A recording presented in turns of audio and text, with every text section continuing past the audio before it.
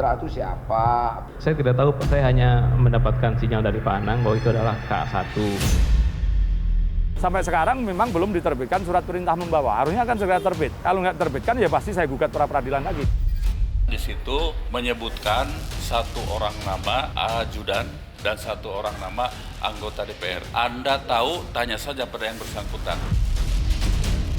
Bapak tahu nggak Pak kira-kira tentang aliran uang itu Pak? Yang dari Mitra Yohan, Satu kata aja Pak. Satu kata aja Pak. Pak.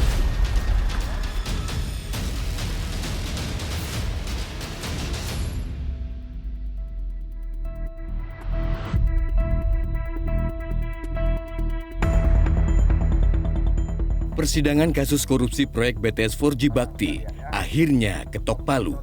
Rabu 8 November lalu, Majelis Hakim Tipikor Pengadilan Negeri Jakarta Selatan menjatuhkan putusan terhadap terdakwa Anang Ahmad Latif, Johnny Gerard Plate, dan Yohan Suryanto. Ketiganya masing-masing dijatuhi vonis pidana penjara 15 tahun, 18 tahun, dan 5 tahun. Menjatuhkan pidana kepada terdakwa dengan pidana penjara selama 18 tahun dan denda sebesar 1 miliar rupiah dengan ketentuan apabila denda tersebut tidak dibayar akan diganti dengan pidana kurungan selama 6 bulan. Vonis yang dijatuhkan hakim pada para tersangka ini sama persis dengan tuntutan jaksa penuntut umum. Sesuai dengan tuntutan, vonis tertinggi dijatuhkan kepada Anang Ahmad Latif, mantan Direktur Utama Bakti. Anang Latif dinilai terbukti secara bersama-sama melakukan tindak pidana korupsi dan pencucian uang. Atas vonis tersebut, para terdakwa kecuali Yohan Suryanto langsung menyatakan banding. Pak Anang pikir-pikir atau menyatakan langsung banding atau bagaimana Pak? Boleh ke penasihat hukum.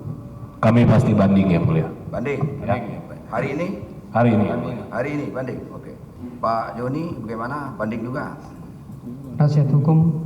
Banding. Banding yang mulia. Banding hari ini. Ya, hari ini juga. Ya. Yohan Suryanto banding.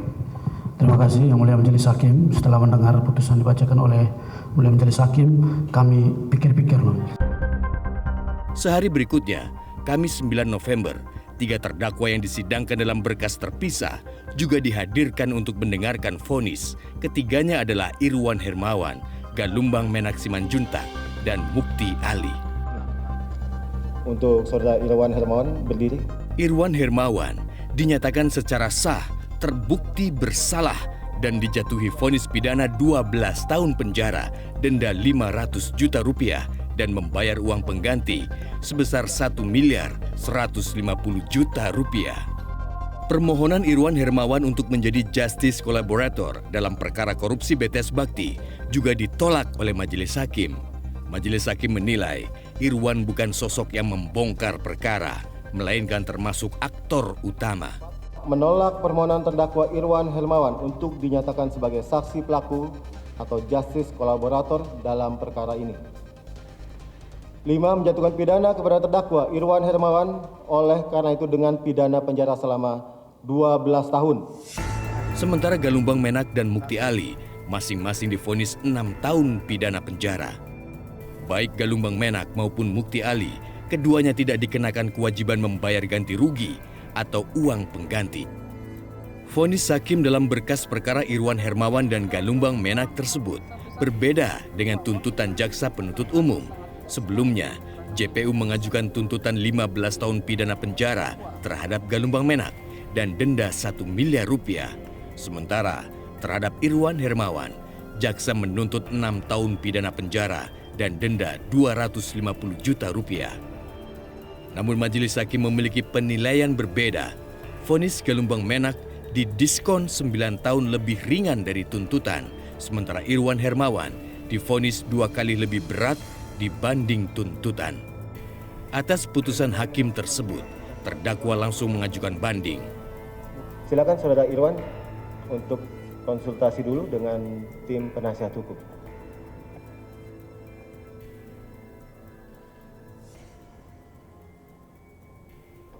Baik, jadi sudah menentukan sikap melalui terdakwa menyatakan pikir-pikir.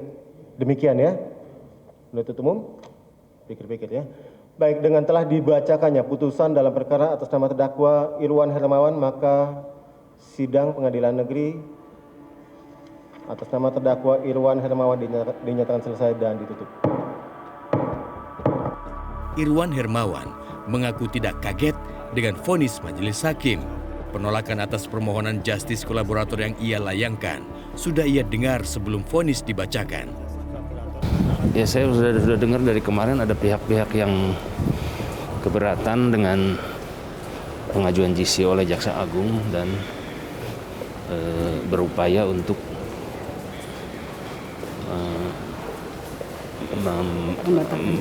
membatalkan GC saja. Bapak kecewa pasti, Pak ya? Ya.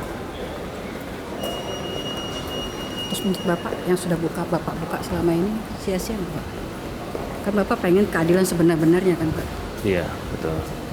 Apapun itu, persidangan kasus korupsi BTS 4G Bakti telah mengungkap begitu banyak nama pesohor yang diduga terlibat dalam korupsi yang merugikan negara sebesar 8,03 triliun rupiah. Tidak hanya politisi, namun juga pejabat tinggi negara hingga pengusaha-pengusaha kelas kakap. Namun rupanya, pedang keadilan belum sepenuhnya ditegakkan. Nama-nama sudah disebut di persidangan, namun belum semuanya digarap serius oleh penyidik Kejaksaan Agung maupun jaksa penuntut umum dan majelis hakim. Termasuk sosok Nistra Yohan, staf ahli Sugiono, anggota Komisi 1 DPR RI. Nistra Yohan, penerima uang 70 miliar rupiah yang katanya untuk Komisi 1 DPR hingga kini masih tidak ketahuan rimbanya. Benarkah pedang keadilan akan tumpul ke kelompok kepentingan tertentu? Sampai sekarang memang belum diterbitkan surat perintah membawa. Harusnya akan segera terbit. Kalau nggak terbitkan ya pasti saya gugat pra peradilan lagi.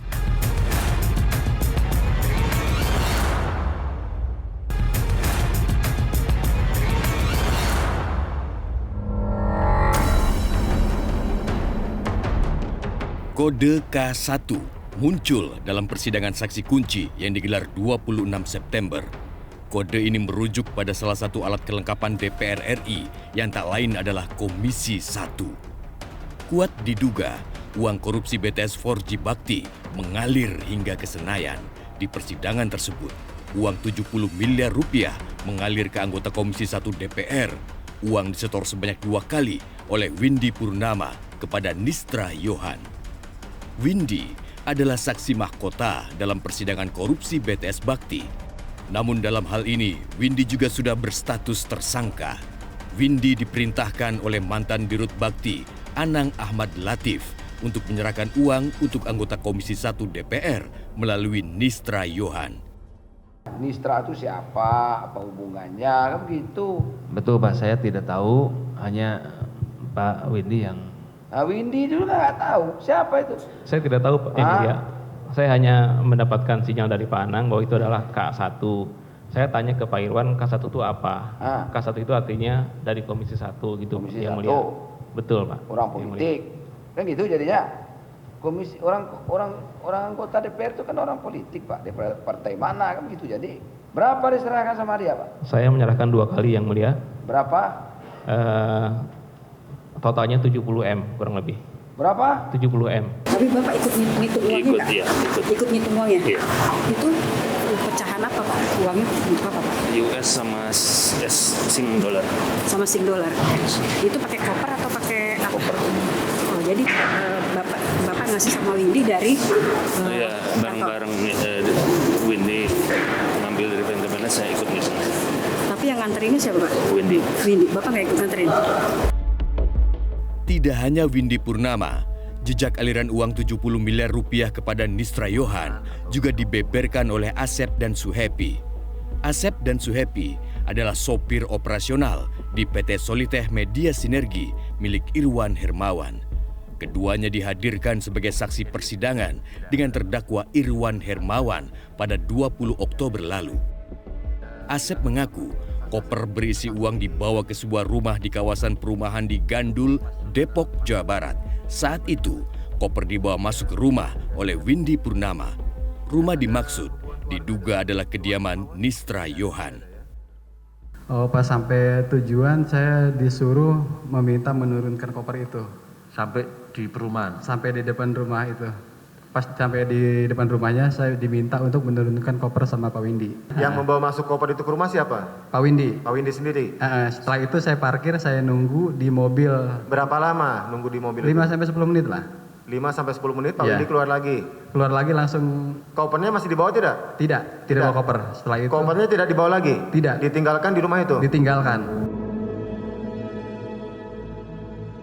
Saat ini kami sudah berada di perumahan The Grand Park Cinere Residence yang berada di Gandul, Depok, Jawa Barat. Di perumahan ini adalah tempat yang disampaikan oleh terdakwa kasus BTS Windy Purnama. Pertama kalinya dia bertransaksi dengan staf ahli Komisi 1 DPR RI yaitu Nistra Yohan. Nah, pernyataan dari Windy ini juga diperkuat dengan kesaksian dari sopir perusahaan milik Irwan Hermawan yaitu Asep Trianta. Asep Trianta menyampaikan bahwa dirinya turut mengantar Windy datang ke perumahan ini dengan membawa koper, di mana dia menyampaikan bahwa dirinya turut membantu menurunkan koper ini dari mobil, kemudian parkir. Sementara Windy masuk ke dalam salah satu rumah yang ada di perumahan ini selama sekitar 5 hingga 10 menit. Kemudian Windy masuk kembali ke mobil tanpa membawa koper yang sebelumnya dibawanya. Nistra Yohan ini sebenarnya sudah dipanggil beberapa kali oleh Kejaksaan Agung untuk diperiksa dan dimintai keterangannya terkait kasus korupsi BTS ini. Namun dirinya tidak pernah hadir, bahkan sempat dikatakan hilang. Tentunya hal ini menimbulkan pertanyaan, kemana sebenarnya Nistra Yohan? Sementara pengantaran uang tahap kedua di Hotel Aston Sentul juga diamini oleh saksi lain, yaitu Suhepi. Koper berisi uang diturunkan dari dalam mobil Windy, lalu dipindahkan ke mobil lain yang diduga dikendarai oleh Nistra Yohan. Kuat diduga aliran uang ke Komisi 1 DPR untuk memuluskan kenaikan anggaran Bakti Kominfo tahun 2021 dan 2022. Ya, di lokasi inilah, tepatnya di parkiran Hotel Aston Sentul, di mana Windy Purnama menyerahkan sejumlah uang kepada Nistra Yohan. Dalam keterangan yang diberikan oleh supir dari Windy Purnama yaitu Suhepi di persidangan, ia mengaku membawa sebuah koper yang dibawanya dengan mobil dan mengantarkan Windy sampai ke lokasi ini. Nah, ketika mereka tiba, Windy Purnama turun dan menyuruh Suhepi untuk menunggu di dalam mobil. Kemudian setelah setengah jam berlalu, Windy Purnama kembali ke mobilnya dan mulai menurunkan koper yang ia bawa dibantu oleh Suhepi. Pada saat itu Suhepi mengatakan bahwa ia melihat ada mobil lainnya yang terparkir dengan jarak sekitar 1 meter dari mobilnya. Kuat diduga aliran uang yang mengalir ke Komisi 1 ini berkaitan dengan pembahasan anggaran di Kemenkominfo tahun 2021. Khususnya untuk memuluskan kebutuhan anggaran pembangunan BTS 4G Bakti, sehingga anggarannya itu berturut-turut naik. Koordinator Masyarakat Anti Korupsi, Boyamin Saiman, mendesak Kejaksaan Agung segera menjemput paksa Nistra Yohan, sebab hingga 3 kali penyidik melayangkan surat panggilan pemeriksaan tidak digubris. Menurut pelacakan saya ada di Jawa Tengah yang bersangkutan. Itu loh, bagaimana dia berinteraksi dengan orang-orang di Jawa Tengah dan Pati bahkan gitu. Jadi ini yang mestinya bisa dilacak itu, dan itu bisa segera terbitkan surat perintah membawa dan dijemput untuk dijadikan saksi. Kalau terhadap Sadikin Rusli aja bisa dilacak dan bisa ditangkap dan ditetapkan tersangka termasuk yang menerima alirannya, kenapa ini juga tidak? Harus dilakukan pengejaran terhadap Nistra Yohan karena sudah dipanggil 2 kali, tidak hadir, ini kan harus diterbitkan surat perintah membawa. Sampai sekarang memang belum diterbitkan surat perintah membawa. Harusnya kan segera terbit. Kalau nggak terbitkan ya pasti saya gugat pra peradilan lagi. Celakanya, di soal keberadaan Nistra Yohan, Jampitsus Febri Adriansyah justru adem-adem saja. Orang nomor 1 di jajaran Gedung Bundar Kejaksaan Agung ini justru mengaku masih kekurangan alat bukti untuk menjerat Nistra sebagai tersangka. Padahal berita acara pemeriksaan Windy Purnama serta fakta-fakta persidangan sudah jelas-jelas dan gamblang menyebut nama Nistra Yohan dan aliran uang ke Komisi 1 DPR RI. Soal Nistra Yohan Pak yang belum ada kabar nih Pak, gimana Pak? Ke Didik lah tanya ya. Gimana Pak? Tanya ke Pak Didik. Kan orang-orang besar sudah ditangkap Pak, kayak Pak Ahsanul Kossasi gitu Ya, Pak. semuanya kan dalam proses. Kalau ada alat bukti di proses persidangan kemarin, nah baru penyidik masuk. Sampai saat ini alat bukti belum terpegang. Kan nggak gampang kalau penerimaan tuh seperti terakhir BPK itu kan butuh waktu lama itu untuk mengkonstruksikan alat bukti saksi. Iya. Ya kan? Dengan petunjuknya ya. Kesaksian Nistra Yohan adalah kunci untuk membuka kotak Pandora penerima uang 70 miliar rupiah yang diduga mengalir ke DPR RI. Benarkah Nistra menghilang atau justru sengaja disembunyikan? Saya mengusulkan ke pimpinan supaya dibawa ke dalam Rapim, kemudian kita bicarakan pleno, kemudian kita lakukan pemanggilan.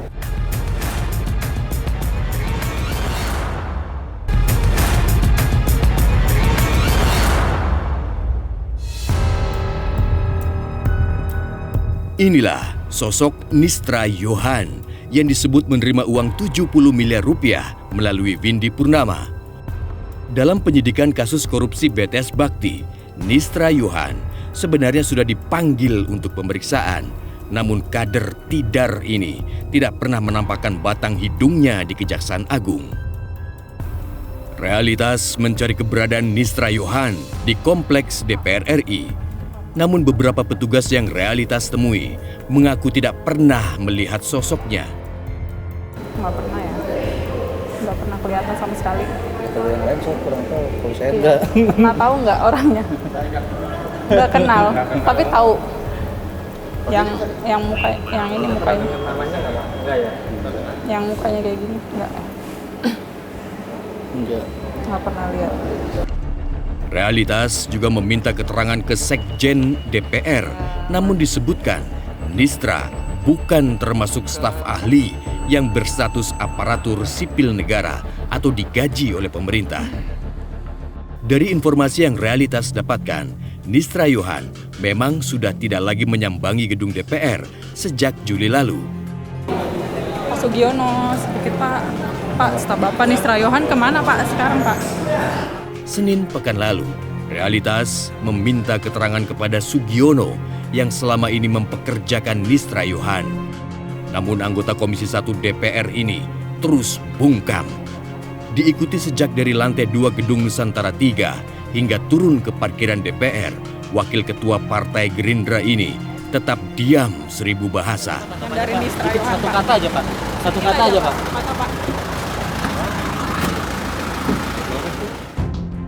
Aliran uang 70 miliar rupiah ke Nistra Yohan sudah menjadi fakta persidangan sejak September lalu. Nama dan foto Nistra Yohan juga sudah diperlihatkan kepada publik di persidangan melalui kesaksian Windy Purnama pada Oktober lalu. Windy pertama kali bertemu Nistra Yohan di Hotel Swiss Bell Pondok Indah. Penyerahan uang tahap pertama dilakukan 3 hari setelah pertemuan di Hotel Swiss Bell tersebut. Ini saudara kenal, ini kami ambil foto dari situs websitenya DPR RI dulu. Beliau tertulis Nistra Yohan.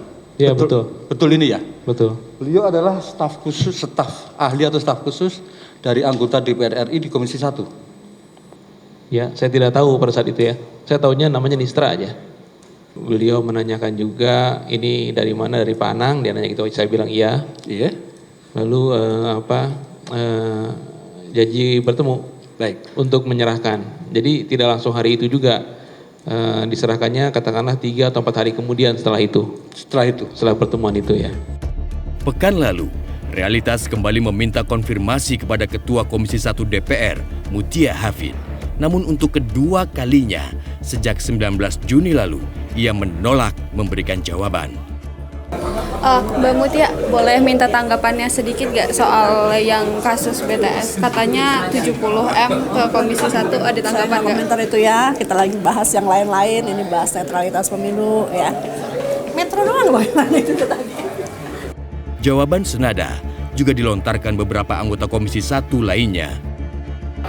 Katanya aliran korupsi BTS ke Komisi 1. Oh, nggak ada. Udah lewat lah tuh. Ya. Saya dengar dari media sosial dan kemudian di situ menyebutkan satu orang nama ajudan dan satu orang nama anggota DPR. Anda tahu, tanya saja pada yang bersangkutan. Oke? Oh, berarti belum tahu ya Pak, ke Komisi 1-nya ke siapa aja? Iya, siapa yang disebutnya? Ada dari Nisra Yohan, Pak. Ya, ditanya aja orangnya. Kalau Bapak dengar ada nggak? Nggak ada. Saya nggak dengar, nggak tahu sama sekali, makanya kaget waktu itu. Oke, kalau jadi yang bagusnya ditanya aja sama yang disebut namanya ya. Anggota Komisi 1, Muhammad Farhan menyebut uang saweran 70 miliar rupiah yang diduga ke Komisi 1 DPR jumlahnya teramat fantastis. Alangkah baiknya bila kasus ini dibuka secara terang benderang sehingga semuanya menjadi jelas. Kami tentu saja sangat mendukung apabila dilakukan proses hukum untuk mencari tahu ya apakah memang betul ini alirannya ini masuk ke Komisi 1. Karena kalau saya lihat ini angkanya fantastis. 70 miliar rupiah dalam bentuk tunai ya. Jadi kalau masuk ke kami itu kalau kita ada 54 anggota, masing-masing bisa dapat 1,5 miliar ya. Ya, kami sangat mengharapkan, saya secara pribadi tentunya mengharapkan memang apabila memang perlu adanya pendalaman tentang aliran dana ini, mari kita buka dengan seterang-terangnya dengan menggunakan mekanisme hukum yang ada. 4 bulan sudah persidangan kasus korupsi BTS 4G Bakti berlangsung hingga ketok palu vonis bagi para terdakwanya. 5 bulan sudah nama Nisra Yohan disebut-sebut bahkan sempat dipanggil untuk pemeriksaan. Namun hingga kini Mahkamah Kehormatan Dewan belum mengeluarkan pernyataan resmi terkait dugaan aliran uang 70 miliar rupiah ke Komisi 1 DPR. Kita tunggu aja minggu ini apakah ada laporannya. Memang di persidangan sudah bunyi, di pemberitaan juga sudah bunyi. Yang kedua, saya akan mendorong unsur pimpinan, kan bisa aja ada pengaduan atau tidak, ya bisa dengan tidak pengaduan. Kalau seandainya itu sudah menjadi isu nasional, bisa kita bahas. Jadi kalau tidak ada minggu ini, minggu depan mungkin saya mengusulkan ke pimpinan supaya dibawa ke dalam Rapim, kemudian kita bicarakan pleno, kemudian kita lakukan pemanggilan. Hingga kini sudah ada 16 tersangka kasus BTS Bakti, mulai dari menteri, pejabat eselon, pengusaha, hingga akademisi. Aliran fulus korupsi ini bahkan telah menyeret anggota Badan Pemeriksa Keuangan ke balik jeruji besi. Namun untuk seorang Nisra Yohan yang bukan politisi, pejabat negara atau pengusaha sekalipun seolah tidak bisa disentuh. Akankah wakil rakyat di Senayan bernyali memberikan pernyataan resmi dan terbuka demi menjawab gusar publik, ataukah justru gaung dugaan aliran uang 70 miliar rupiah ke gedung wakil rakyat dibungkam perlahan-lahan? Jelajahi cara baru mendapatkan informasi. Download Metro TV Extend sekarang.